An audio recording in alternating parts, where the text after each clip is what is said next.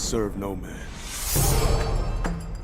For those of you who don't know what this story is all about, Yasuke is a Netflix anime original loosely based on the historical figure of the same name, a warrior of African descent who served under Japanese daimyo Oda Nobunaga during the Sengoku period of samurai conflict in the 16th century Japan. So with that being said, the narrative takes us on two different routes. One route is where we learn about Yasuke, his past, coming to grips with his past, and then the other part of this show is Yasuke in the present, taking a girl from point A to point B because this girl is deathly ill. And unfortunately for Yasuke, this isn't a simple voyage because he gets interrupted by what? Well, in spectacular anime fashion, a Russian woman who can transform into a bear, an Aztec shape-shifting dude, a big mecha robot, and well, just a hot chick just for the sake of having a hot chick. I don't know. I know she did something, but anyway, that's what the story is all about. But I think a lot of people are getting super excited about Yasuke because, well, because who's doing the animation behind this? It's Mappa. And if anyone can probably give an award for any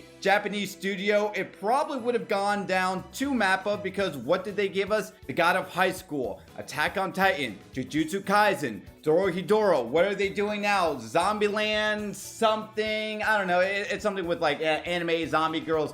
You guys know what I'm talking about. And now they have given us this. Now, in spectacular Mappa fashion, there's a lot of spectacular 2D, 3D animation, which is very split for a lot of people. I feel like recently because of the commotion that I've heard while I was reviewing Attack on Titan. However, I still say that trepidatiously because Attack on Titan has just garnered a huge following mass, so I'm sure even the small vocal minority would complain about the animation with Attack on Titan. But to bring it back with Yasuke, yes, you're going to see a lot of 3D incorporated with 2D, and with that, I feel like it works many times, but not all the time. I think this is probably going to be the most critical I will be of Mappa because while I saw here in terms of the animation was great with breathtaking, backgrounds and just certain shots with the characters and even fight choreographies, I feel like they nail it 80% of the time and the other 20% of the time seems a bit jagged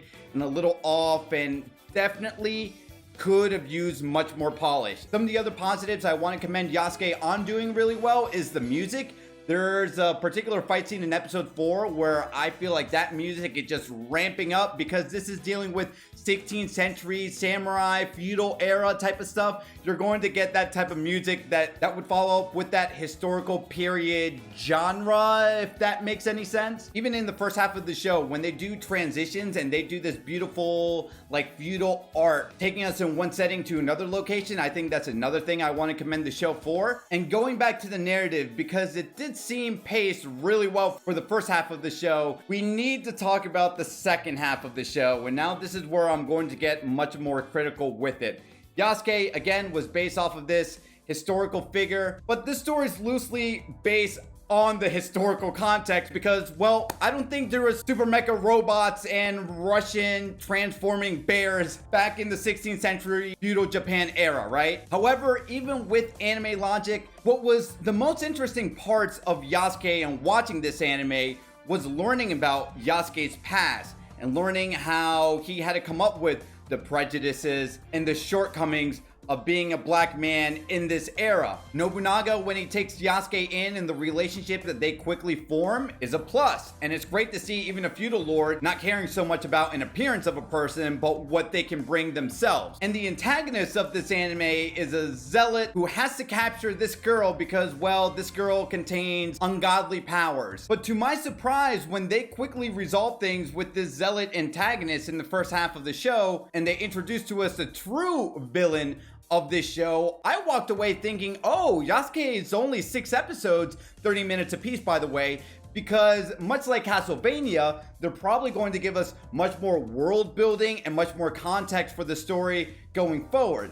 However, if you watch this series, unfortunately, by the end of episode 6, not only do they introduce a greater threat and it becomes more fantastical, they also resolve it really quickly, and I think that's what ends up hurting it. I think Yasuke definitely could have gone the route of the Castlevania route where give us more seasons, and give us more of what worked in the first half of this show, because those were my favorite parts. I think many people are probably going to walk away saying the first half of this show was really strong, and the second half, well, it got full-blown anime, and for a lot of people, they're going to get behind that. The story itself puts Yasuke in the backseat, while now the story is focusing on this little girl. Is at the expense of just ramping up the narrative and giving us more information about this girl who I wasn't necessarily focused on, and I was much more interested in Yasuke. And to me personally, it suffers because of that. If I had to give a rating, I would say Yasuke is a solid 7 out of 10. I think the story started off great, became muddled somewhere in the middle, the landing was fine.